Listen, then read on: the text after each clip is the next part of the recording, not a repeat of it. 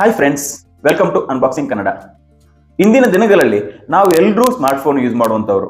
Smartphone ಇಲ್ಲದೆ ನಮಗೆ ಒಂದು ಅರ್ಧ ಗಂಟೆ ಕೂಡ ನಮಗೆ ಇರ್ಲಿಕ್ಕೆ ಸಾಧ್ಯನೇ ಇಲ್ಲ. ಯಾಕಂತ ಹೇಳಿದ್ರೆ ನಾವು ಅಷ್ಟೊಂದು ಸ್ಮಾರ್ಟ್ಫೋನ್ಗೆ ಅಡಿಕ್ಟ್ ಆಗಿಬಿಟ್ಟಿದ್ದೇವೆ. ಆದರೆ ಕೆಲವೊಂದು ಸಂದರ್ಭದಲ್ಲಿ ನಾವು ಏನು ಸ್ಮಾರ್ಟ್ಫೋನ್ ಯೂಸ್ ಮಾಡ್ತೀವಿ, ಈ ಸ್ಮಾರ್ಟ್ಫೋನಲ್ಲಿ ನಮಗೆ ದೈನಂದಿನ ಡಾಟಾ, ಯಾಕಂದ್ರೆ 1.5 GB ಡಾಟಾ ಎಲ್ರಿಗೂ ಸಿಗುತ್ತೆ ನಾರ್ಮಲ್ ಆಗಿ. ನಮಗೆ ಆ 1.5 GB ಡಾಟಾ ನಮಗೆ ಸಾಕಾಗೋದಿಲ್ಲ. ನಾವು ಅಂದ್ರೆ ಅನಗತ್ಯವಾಗಿ ಈ ಡಾಟಾ ನಮಗೆ ವೇಸ್ಟೇಜ್ ಆಗಿ ಹೋಗ್ತಾ ಇದೆ. ನಮ್ಗೆ ಒಂದು 1.5 GB ಡಾಟಾ ಸಿಕ್ಕಿದ್ರೆ ಅದರಲ್ಲಿ ಒಂದು ಅರ್ಧದಷ್ಟು ಸುಮಾರು ಒಂದು 750 MB ಅಷ್ಟು ಡಾಟಾ ವೇಸ್ಟ್ ಆಗಿ ಹೋಗ್ತಾ ಇದೆ. ನಮಗೆ ಗೊತ್ತಿಲ್ಲದೆ ವೇಸ್ಟ್ ಆಗುವಂಥದ್ದು ಇದು. ಇದನ್ನು ನಾವು ಏನು ಕಂಟ್ರೋಲ್ ಮಾಡ್ಲಿಕ್ಕೆ, ಅಂದ್ರೆ ಈ ವೇಸ್ಟ್ ಆಗಿ ಹೋಗುವಂತ ಡಾಟಾವನ್ನು ನಾವು ಡ್ರಾಪ್ ಆಗದ ಹಾಗೆ ನೋಡ್ಕೊಳ್ಳಿಕ್ಕೆ ಕೆಲವೊಂದು ಟ್ರಿಕ್ಸ್ಗಳಿವೆ. ಆ ಒಂದು ಟ್ರಿಕ್ಸ್ ಏನಿದೆ ಅದನ್ನ ನಾನು ಇವತ್ತು ನಿಮಗೆ ಹೇಳಿಕೊಡ್ತಾ ಇದ್ದೀನಿ. ಮೊದಲನೇದಾಗಿ ನಾವು ಮಾಡ್ಬೇಕಾದ್ದು, ಮೈನ್ ಆಗಿ ಮಾಡ್ಬೇಕಾದ ಒಂದು ಕೆಲಸ ಅಂತ ಹೇಳಿದ್ರೆ ವಾಟ್ಸಪ್ ಓಪನ್ ಮಾಡಬೇಕು. ವಾಟ್ಸಪ್ ಅಲ್ಲಿ ನಮ್ಗೆ ಅಗತ್ಯ ಇಲ್ಲದ, ನಾವಂದ್ರೆ ಹೆಚ್ಚಾಗಿ ಎಲ್ಲರೂ ವಾಟ್ಸಪ್ ಯೂಸ್ ಮಾಡುವಂತವ್ರೆ. ನಮ್ಗೆ ಈಗ ಡ್ಯೂಟಿಗೆ ಹೋದ ಸಂದರ್ಭದಲ್ಲಿ ಆದ್ರೆ ವಾಟ್ಸಪ್ ಅನ್ನು ಅನಿವಾರ್ಯವಾಗಿ ವಾಟ್ಸಪ್ ಯೂಸ್ ಮಾಡ್ಲಿಕ್ಕೆ ಆಗೋದು ಇರುವಂತವ್ರು ಕೆಲವರು ಇರ್ತಾರೆ. ನಾವೀಗ ಎಲ್ಲಾದ್ರೂ ಹೋಗಿದ್ರೆ ಬಂದು ಮೈನ್ ನೋಡುವಂಥದ್ದೇ ವಾಟ್ಸಪ್ ಅಲ್ಲಿ ಏನ್ ಮೆಸೇಜ್ ಬಂದಿದೆ, ಏನಾಗಿದೆ, ಹೇಗಿದೆ ಅಂತ ಹೇಳುವಂತ. ಯಾಕಂದ್ರೆ ನಮ್ಮ ಪರಿಸರದಲ್ಲಿ ನಡೆಯುವಂತಹ, ನಮ್ಮ ಸಮಾಜದಲ್ಲಿ ನಡೆಯುವಂತಹ ಕೆಲವೊಂದು ಒಳ್ಳೆಯ ವಿಚಾರಗಳು, ಕೆಟ್ಟ ವಿಚಾರಗಳು ಎಲ್ಲ ವಾಟ್ಸಪ್ ಅಲ್ಲಿ ನಮ್ಗೆ ಆ ಕ್ಷಣದಲ್ಲೇ ತಿಳಿದು ಬಿಡುತ್ತದೆ. ಅಂತ ಒಂದು ಸಂದರ್ಭದಲ್ಲಿ ನಾವೊಂದು ವಾಟ್ಸಪ್ಗೆ ತುಂಬಾನೇ ಅಡಿಕ್ಟ್ ಆಗಿಬಿಟ್ಟಿದ್ದೇವೆ. ನಾವು ಈ ವಾಟ್ಸಪ್ ಅಲ್ಲಿ ತುಂಬಾ ಡೇಟಾವನ್ನು ವೇಸ್ಟ್ ಮಾಡ್ತಾ ಇದ್ದೇವೆ. ಅವು ಹೇಗೆ ವೇಸ್ಟ್ ಮಾಡೋದು ಅಂತ ಹೇಳಿದ್ರೆ, ನಾನು ಕೆಲವೊಂದು ಉದಾಹರಣೆಗಳನ್ನು ಹೇಳ್ತಾ ಹೋಗ್ತೀನಿ. ನಮ್ಮಲ್ಲಿ ಒಂದು 50 ಅಷ್ಟು ಗ್ರೂಪ್ ಇರುತ್ತೆ. 50 ಈ ಗ್ರೂಪ್ಗಳು ಏನಿವೆ, ನಮ್ಗೆ ಎಲ್ಲ ಗ್ರೂಪ್ಗಳನ್ನು ನೋಡ್ಕೊಂಡು ಕೂರ್ಲಿಕ್ಕೆ ಸಾಧ್ಯ ಆಗೋದಿಲ್ಲ. ಅಂತ ಸಂದರ್ಭದಲ್ಲಿ ಈ ಗ್ರೂಪ್ಗಳಲ್ಲಿ ಇಲ್ಲಾಂದ್ರೆ ಪರ್ಸನಲ್ ಆಗಿ ಬರುವಂತ ಕೆಲವೊಂದು ವಿಡಿಯೋಸ್ ಆಗಿರ್ಬೋದು, ಕೆಲವೊಬ್ರು ವಿಡಿಯೋ ಒಂದು 10 ಫೋಟೋ ಇದ್ರೆ 10 ಫೋಟೋ ಕಳಿಸ್ಕೊಡ್ತಾರೆ. ಏನಾದ್ರು ಒಂದು ಇನ್ಸಿಡೆಂಟ್ ಆದ್ರೆ ನಮ್ಗೆ ನಿಜವಾಗಿ 10 ಫೋಟೋ ಯೂಸ್ ಆಗುವಂತ ಚಾನ್ಸಸ್ ಇರೋದಿಲ್ಲ. ನಾವು ಸುಮ್ಮನೆ ಆಟೋ ಡೌನ್ಲೋಡ್ ಆಗಿ ಅದು ಸೆಟ್ಟಿಂಗ್ ಇರುತ್ತೆ. ಈ ಆಟೋ ಡೌನ್ಲೋಡ್ ಅಲ್ಲಿ ಎಲ್ಲಾ ವಿಡಿಯೋಸ್, ಎಲ್ಲಾ ಫೋಟೋಸ್ ಆಟೋ ಆಗಿ ಡೌನ್ಲೋಡ್ ಆಗಿರುತ್ತೆ. ನಮ್ಗೆ ಅಂದ್ರೆ ಯೂಸ್ ಆಗದಂತಹ ಕೆಲವೊಂದು ವಿಡಿಯೋ ಆಗಿರ್ಬೋದು, ಫೋಟೋ ಆಗಿರ್ಬೋದು, ನಮ್ಗೆ ಏನ್ ಪ್ರಯೋಜನ? ಅದನ್ನ ನಾವು ಆಟೋ ಡೌನ್ಲೋಡ್ ಅನ್ನು ಫಸ್ಟ್ ಆಗಿ ಆಫ್ ಮಾಡಬೇಕು. ಸೆಟ್ಟಿಂಗ್ಸ್ ಅಲ್ಲಿ ಹೋಗಿ ವಾಟ್ಸ್ಆಪ್ ಸೆಟ್ಟಿಂಗ್ಸ್ ಓಪನ್ ಮಾಡಿ ಅದನ್ನು ಆಫ್ ಮಾಡಿದ್ರೆ ನಮ್ಗೆ ಬೇಕಾದದ್ದನ್ನು ಮಾತ್ರ ನಾವೇ ಸೆಲೆಕ್ಟ್ ಮಾಡಿ ಡೌನ್ಲೋಡ್ ಮಾಡುವಂತಹ ಒಂದು ಆಪ್ಷನ್ ಇಟ್ರೆ ನಮ್ಗೆ ನಮ್ಮ 1.5 GB ಡೇಟಾದಲ್ಲಿ ಆಲ್ಮೋಸ್ಟ್ ಒಂದು ಕನಿಷ್ಠ ಅಂದ್ರೆ ಒಂದು 700-750 MB ಅಷ್ಟು ನಮಗೆ ಅದರಲ್ಲಿ ಕಡಿಮೆ ಮಾಡಬಹುದು. ಯಾಕೆಂತ ಹೇಳಿದ್ರೆ ಅಗತ್ಯ ಇಲ್ಲದಂತ ಫೋಟೋಸ್ ಆಗಿರ್ಬೋದು, ವಿಡಿಯೋಸ್ ಆಗಿರ್ಬೋದು ನಾವು ಡೌನ್ಲೋಡ್ ಮಾಡುವಂಥದ್ದು. ಯಾಕಂದ್ರೆ ನಾವು ಅದನ್ನ ನೋಡೋದು ಕೂಡ ಇಲ್ಲ, ಗ್ಯಾಲರಿಲಿ ಡೌನ್ಲೋಡ್ ಆಗಿರುತ್ತೆ. ನಾವು ನಮ್ಮ ಫೋನ್ ಸ್ಟೋರೇಜ್ ಜಾಸ್ತಿ ಆಗೋದು, ಮತ್ತೆ ಫೋನ್ ಹ್ಯಾಂಗ್ ಆಗುವಂಥದ್ದು. ಯಾಕಂದ್ರೆ ನಾವು ಅಷ್ಟೊಂದು ನಾವು ತಲೆ ಕೆಡಿಸ್ಕೊಳ್ಳೋದಿಲ್ಲ ಆ ವಿಚಾರದಲ್ಲಿ. ಅದ ಕಾರಣ ಮೈನ್ ಆಗಿ ನಾವು ಮಾಡ್ಬೇಕಾದ್ದು ವಾಟ್ಸ್ಆಪ್ ಸೆಟ್ಟಿಂಗ್ಸ್ ಓಪನ್ ಮಾಡಿ ಅದರಲ್ಲಿರುವಂತಹ ಏನು ಆಟೋ ಡೌನ್ಲೋಡ್ ಆಪ್ಷನ್ ಇರುತ್ತೆ, ಈ ಗ್ಯಾಲರಿಲಿ ಬರುವಂತಹ ಫೋಟೋಸ್, ಮತ್ತೆ ವಿಡಿಯೋಸ್, ಆಮೇಲೆ ಆಡಿಯೋ ಏನಿದೆ ಇದೆಲ್ಲ ಆಟೋ ಡೌನ್ಲೋಡ್ ಅನ್ನ ಕ್ಯಾನ್ಸಲ್ ಮಾಡುವಂಥದ್ದು. ಸೆಕೆಂಡ್ ಒನ್ ಏನಂತ ಹೇಳಿದ್ರೆ, ನಾವು ನಾರ್ಮಲ್ ಆಗಿ ಒಂದು 10-50 ಅಷ್ಟು ಆಪ್ ನಾವು ಯೂಸ್ ಮಾಡ್ತಿರ್ತೀವಿ ಸ್ಮಾರ್ಟ್ ಫೋನ್ ಅಲ್ಲಿ. ಈ ಸ್ಮಾರ್ಟ್ ಫೋನ್ ಅಲ್ಲಿ ಅಪ್ಲಿಕೇಶನ್ ಏನಿವೆ, ಈ ಅಪ್ಲಿಕೇಶನ್ಗಳು ನಾರ್ಮಲ್ ಆಗಿ ಅಪ್ಡೇಟ್ ಆಗ್ತಾನೆ ಇರುತ್ತೆ.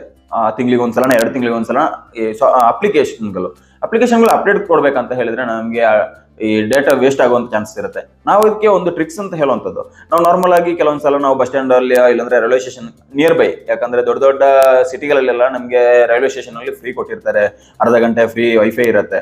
ಇಲ್ಲಾಂದ್ರೆ ನಮ್ಮ ಸ್ನೇಹಿತರ ಹತ್ರ, ಅದಲ್ಲ ಅಂದ್ರೆ ಎಲ್ಲಾದ್ರೂ ಹೋದಲ್ಲಿ ವೈಫೈ ಫೆಸಿಲಿಟಿ ಇದ್ರೆ ಅಂತ ಸಂದರ್ಭದಲ್ಲಿ ಅಲ್ಲಿ ಹೋಗಿ ವೈಫೈ ಅಲ್ಲಿ ಇದನ್ನು ಡೌನ್ಲೋಡ್ ಕೊಟ್ರೆ, ಅಪ್ಡೇಟ್ ಕೊಟ್ರೆ ನಮಗೆ ತುಂಬಾ ಅಂದ್ರೆ ತುಂಬಾ ಬೆನಿಫಿಟ್ ಆಗುತ್ತೆ. ಯಾಕಂದ್ರೆ ನಮಗೆ ಕೆಲವೊಬ್ಬರಿಗೆ 1.5 GB ಡಾಟಾ ನಮಗೆ ಸಾಕಾಗೋದಿಲ್ಲ. ಅಂತ ಸಂದರ್ಭದಲ್ಲಿ ನಾವು ಅದಕ್ಕೆ ಮತ್ತೆ 1 GB 2 GB ಎಕ್ಸ್ಟ್ರಾ ಪೇಮೆಂಟ್ ಮಾಡ್ಕೊಂಡು ನಾವು ಡೇಟಾವನ್ನು ಎಕ್ಸ್ಟ್ರಾ ಹಾಕಿಸ್ತೀವಿ. ಆ ದುಡ್ಡನ್ನು ನಾವು ಅದರಲ್ಲಿ ಉಳಿಸ್ಕೊಳ್ಬಹುದು.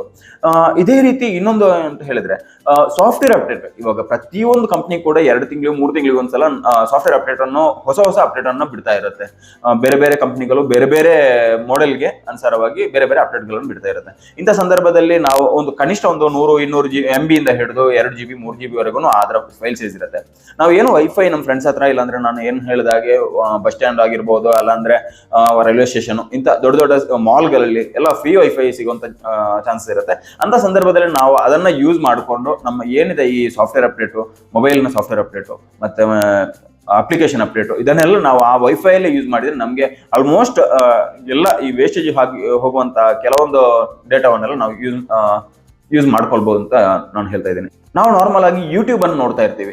ಯೂಟ್ಯೂಬ್ ಅಲ್ಲಿ ನೋಡ್ಬೇಕಂತ ಹೇಳಿದ್ರೆ ಯೂಟ್ಯೂಬ್ ಅಲ್ಲಿ ತುಂಬಾನೇ ಡಾಟಾ ಯೂಸ್ ಆಗುತ್ತೆ.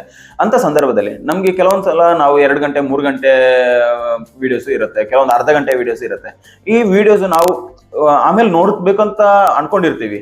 ಆ ಒಂದು ವಿಡಿಯೋ ಏನಿದೆ ವೈಫೈ ಸಿಕ್ಕಿದಲ್ಲಿ ನಾವು ಅದನ್ನು ಡೌನ್ಲೋಡ್ ಮಾಡುವಂಥದ್ದು ಒಳ್ಳೇದು. ಯಾಕಂದ್ರೆ ಡೌನ್ಲೋಡ್ ಅಂತ ಕೊಟ್ಬಿಟ್ರೆ ಅಲ್ಲೇ ಡೌನ್ಲೋಡ್ ಆಗಿರುತ್ತೆ ಅದು. ಆಮೇಲೆ ಆಫ್ಲೈನ್ ಅಲ್ಲಿ ಇಟ್ರು ಇಂಟರ್ನೆಟ್ ಇಲ್ಲದ ಸಂದರ್ಭದಲ್ಲೂ ನಮ್ಗೆ ಅದನ್ನ ವೀಕ್ಷಿಸಲಿಕ್ಕೆ ಸಾಧ್ಯ ಆಗುತ್ತೆ. ಅಂತ ಸಂದರ್ಭದಲ್ಲಿ ನಮ್ಗೆ ಏನಾಗುತ್ತೆ ಅಂತ ಹೇಳಿದ್ರೆ, ಈ ವಿಡಿಯೋಸ್ ಏನಿದೆ ನಾವು ಡೇಟಾ ಇಲ್ಲದೇನು ನಾವು ಆ ವಿಡಿಯೋನ ಆಮೇಲೆ ಲೇಟ್ ಆಗಿ ಆದ್ರೂ ನಾವು ಅದನ್ನು ನೋಡ್ಲಿಕ್ಕೆ ಸಾಧ್ಯ ಆಗ್ತದೆ. ಅದು ನಮ್ಗೆ ವೈಫೈಲಿ ಸಿಗುವಂತ ಒಂದು ಎಕ್ಸ್ಟ್ರಾ ಬೆನಿಫಿಟ್ ಅದು. ಇನ್ನು ಮೊಬೈಲ್ ಅಲ್ಲಿ ಡಾಟಾ ಸೇವಿಂಗ್ ಮೋಡ್ ಅಂತ ಹೇಳುವಂತ ಒಂದು ಆಪ್ಷನ್ ಇರುತ್ತೆ. ಪ್ರತಿಯೊಂದು ಸ್ಮಾರ್ಟ್ ಫೋನ್ ಅಲ್ಲೂ ಅದು ಇದ್ದೇ ಇರುತ್ತೆ.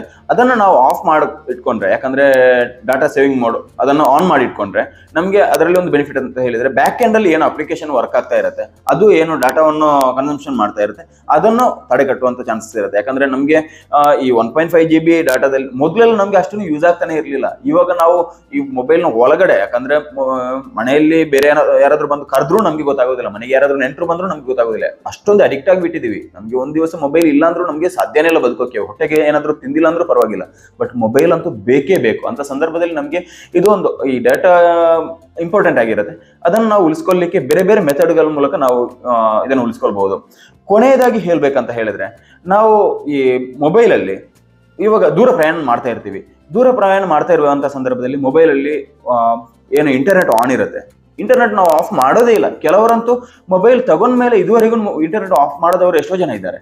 ಅಂತ ಸಂದರ್ಭ ನಾನು ಹೇಳುವಂಥದ್ದು, ನಾವು ನಾರ್ಮಲ್ ಆಗಿ ಯೂಸ್ ಇರುವಾಗ ಮಾತ್ರ ಮೊಬೈಲ್ ಡಾಟಾ ಆನ್ ಮಾಡ್ಕೊಳ್ಳಿ. ಯಾಕೆಂತ ಹೇಳಿದ್ರೆ ನಮ್ಗೆ ಅದರಿಂದ ಎರಡು ಲಾಭ ಇರುತ್ತೆ.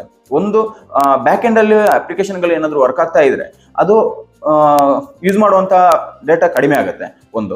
ಸೆಕೆಂಡ್ ಒನ್ ಏನಂತ ಹೇಳಿದ್ರೆ, ಮೊಬೈಲ್ ನ ಬ್ಯಾಟ್ರಿ ಬ್ಯಾಕಪ್ ಜಾಸ್ತಿ ಆಗುತ್ತೆ. ಯಾಕಂದ್ರೆ ನಾವು ಇವಾಗ ಒಂದೊಂದ್ಸಲ ನಾವು ಎಲ್ಲಾದ್ರೂ ನಿದ್ದೆ ಮಾಡ್ತೀವಿ, ನಿದ್ದೆ ಮಾಡ್ಬೇಕಂದ್ರೂ ನಮ್ಗೆ ನೆಟ್ ಆನ್ ಅಲ್ಲಿ ಇರುತ್ತೆ. ಆ ನಿದ್ದೆ ಮಾಡುವಂತ ಸಂದರ್ಭ, ಒಂದು ಡೇ ಟೈಮ್ ಅಲ್ಲಿ ಎಲ್ಲಾದ್ರೂ ಹೋದಾಗ ನಿದ್ದೆ ಮಾಡುವಂತ ಒಂದು 1 ಗಂಟೆ ನಿದ್ದೆ ಮಾಡುವಂಥದ್ದು, ಇಲ್ಲಾಂದ್ರೆ ಡ್ರೈವ್ ಮಾಡುವಂಥದ್ದು, ಒಂದು 2-3 ಗಂಟೆ ಡ್ರೈವ್ ಮಾಡ್ತಿರ್ತೀವಿ.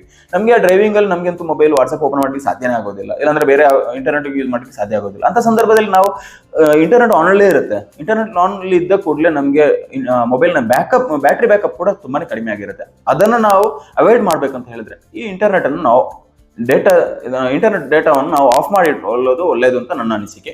ಕೆಲವರು ಕೇಳ್ಬೋದು, ಈ 1.5 GB ಡಾಟಾದಲ್ಲಿ ಏನು ಉಳಿಸ್ಲಿಕ್ಕೆ, ಏನು ಹಾಕ್ಲಿಕ್ಕಿದೆ ಅಂತ ಹೇಳುವಂಥದ್ದು. ಯಾಕಂದ್ರೆ ನಮ್ಗೆ ಕೆಲವರಿಗೆ ಅದು ದೊಡ್ಡ ವಿಷಯ ಅಲ್ಲ. ಯಾಕಂದ್ರೆ 1.5 GB ಅಲ್ಲಿ 200 MB ಯೂಸ್ ಮಾಡೋರು ಇರ್ತಾರೆ, 300 MB. ಅದ್ರ ಹೆಚ್ಚಿನವರು ಯೂತ್ಸ್, ಎಸ್ಪೆಷಲ್ ಆಗಿ ಯೂತ್ಸ್ ನೋಡ್ಬೇಕಂತ ಹೇಳಿದ್ರೆ, ಅವರು ಒಂದ್ ದಿನಕ್ಕೆ 1.5 GB 2 GB ಸಾಕಾಗದೆ ಆಮೇಲೆ ಬಂದು 1 GB 2 GB ಎಕ್ಸ್ಟ್ರಾ ಪೇಮೆಂಟ್ ಮಾಡ್ಕೊಂಡು ಹಾಕುವಂತವ್ರು ಇರ್ತಾರೆ.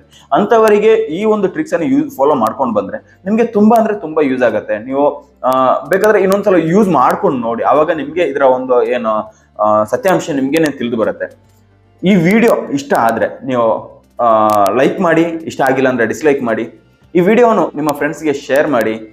ನೀವು ಈ ರೀತಿ ಏನಾದರೂ ಟ್ರಿಕ್ಸ್ ಅನ್ನು ಯೂಸ್ ಮಾಡ್ತಾ ಇದ್ರೆ, ಅಲ್ಲ ಇದಕ್ಕಿಂತ ಬೇರೆ ಏನಾದರೂ ಟ್ರಿಕ್ಸ್ ನಿಮ್ಗೆ ತಿಳಿದಿದ್ರೆ ಕಮೆಂಟ್ ಮಾಡಿ. ನಮ್ಮ ವೀಕ್ಷಕರಿಗೆ ಎಲ್ರಿಗೂ ಅದು ಉಪಯೋಗ ಆಗಲಿದೆ. ನೀವು ನಮ್ಮ ಚಾನಲ್ ಸಬ್ಸ್ಕ್ರೈಬ್ ಮಾಡಿಲ್ಲ ಅಂದ್ರೆ ಈಗಲೇ ಸಬ್ಸ್ಕ್ರೈಬ್ ಮಾಡಿ, ಪಕ್ಕದಲ್ಲಿರೋ ಬೆಲ್ ಐಕಾನ್ ಅನ್ನು ಟ್ಯಾಪ್ ಮಾಡಿ ಅಂತ ಹೇಳ್ತಾ ಮುಂದಿನ ವಿಡಿಯೋದೊಂದಿಗೆ ಮತ್ತೆ ಸಿಗೋಣ.